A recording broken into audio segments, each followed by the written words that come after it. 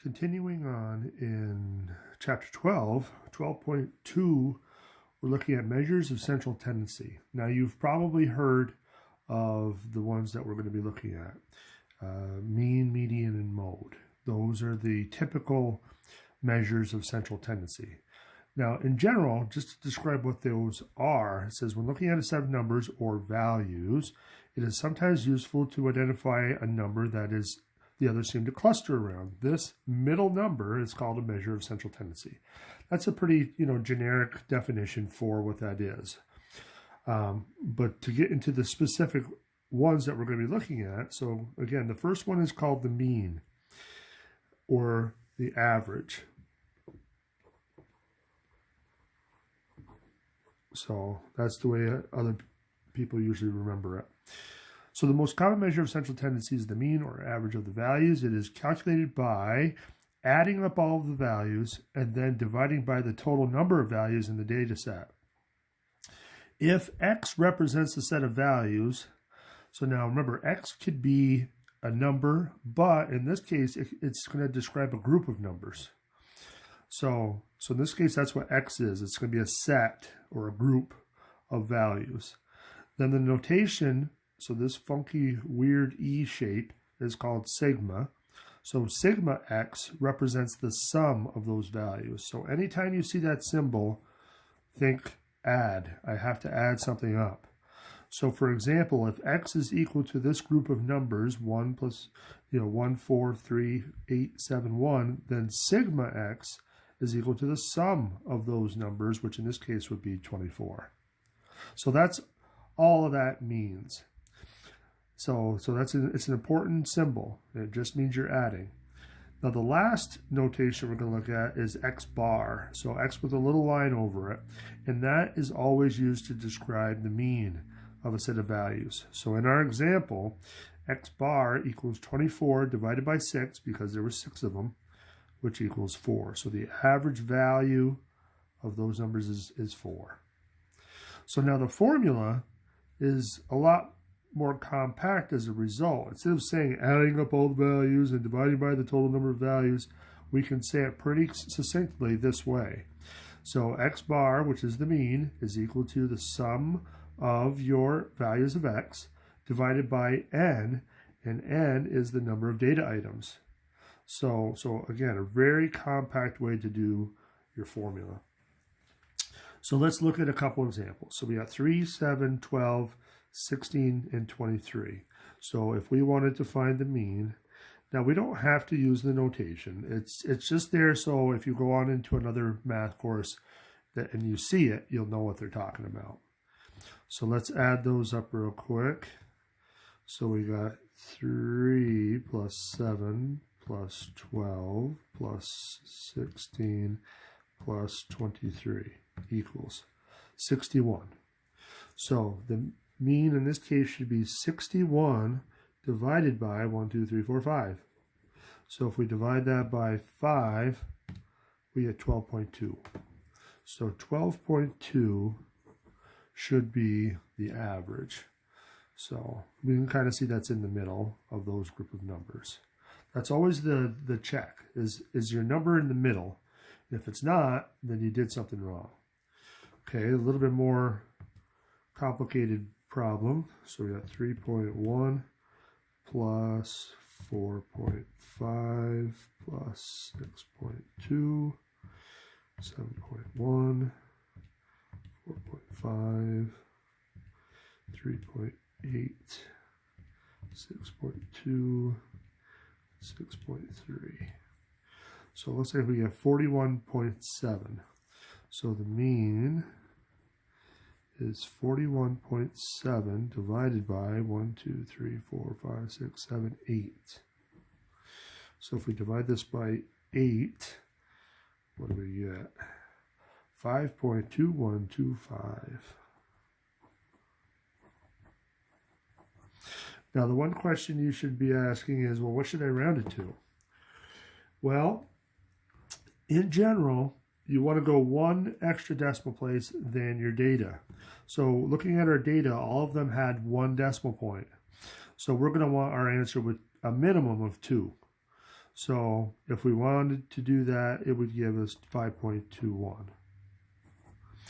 And again, just to double check, our smallest value was 3.1. Our largest looks like 7.1.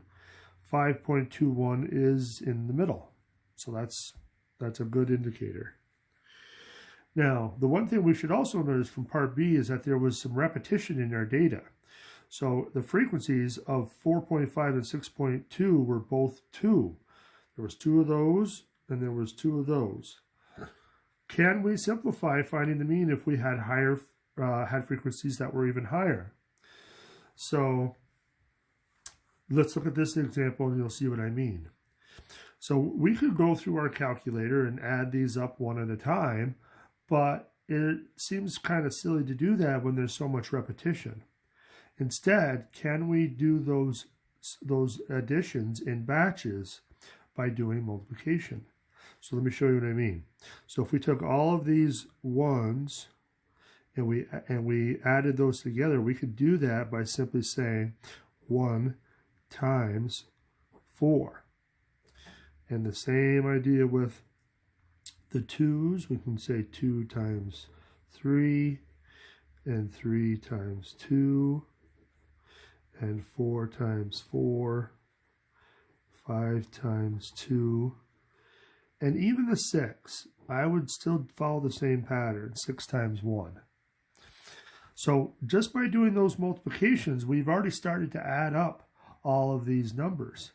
So to finish it off, we're going to want to add all of these products. So if we add all of those products, that should give us our total. But now we want to divide this by how many numbers we got. We could do this one of 2 ways. We can just count 1, 2, 3, 4, 5, 6, 7, 8, and so on.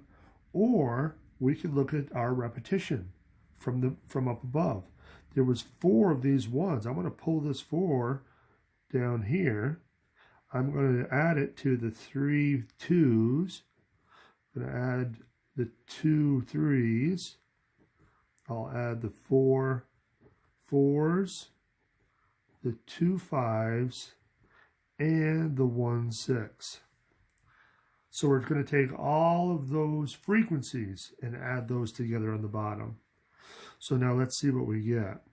Well, so we got 4 plus 6 is 10, plus 6 is 16, plus 16 is 32, plus 10 is 42, plus 6 is 48.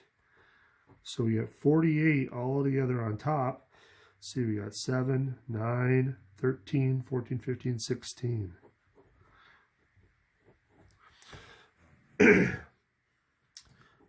So this is a slightly different way to find the mean. And in fact, it's going to be a lot faster than just adding them up one at a time. And you're going to see that there's going to be some problems where you really don't want to do that. So let's take a look at the next page, which gets into the formula. So with this one here, they called it the weighted mean. So when you have a lot of repetition or any repetition of values in your data set, you can use the weighted mean formula. So you can see what we did is right in this formula. What did we do first? We multiplied the number times its frequency.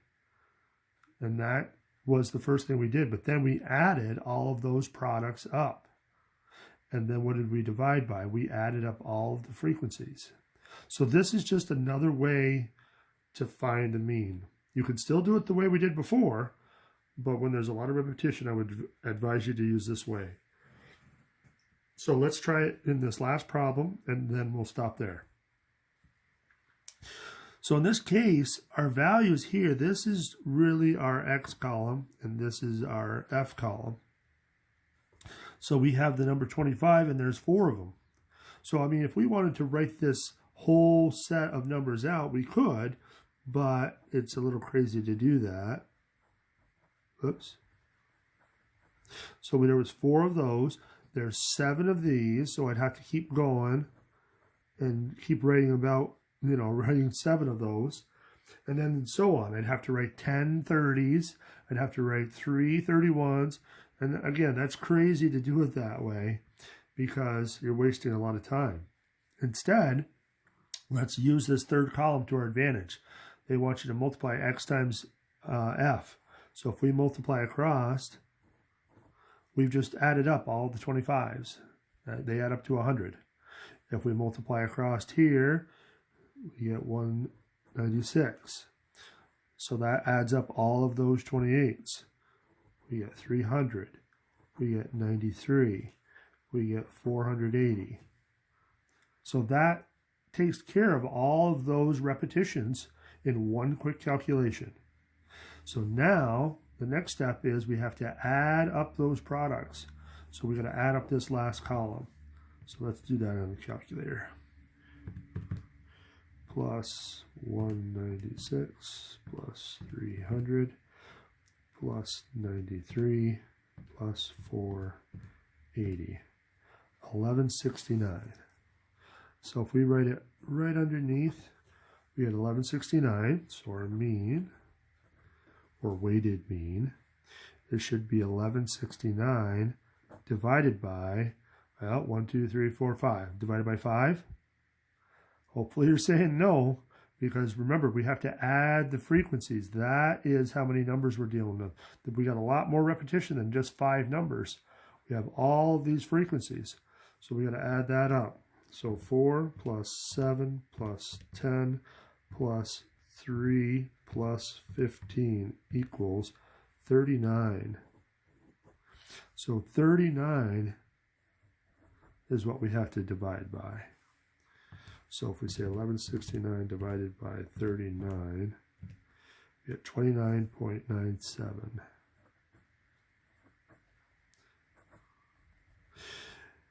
Now for this one, if we wanted to round it properly, we would round it to 1 decimal place because our data doesn't have any decimal places. So we want 1 extra. But if we round this to the nearest tenth, that 7 is going to bounce it up to 10, which rounds this all the way up to 30. So we get 30.0 for that. But we do notice that it's in the middle of our data, which is good. Had we done 1169 divided by 5, what's that give you? That's going to give you a really big number. 233.8. Is that in the middle of your data? Heck no. So, yeah, so this is no good. We don't want to divide by 5. We want to divide by 39. So, okay, well, let's stop there, and then we'll take a look at the next measure of central tendency.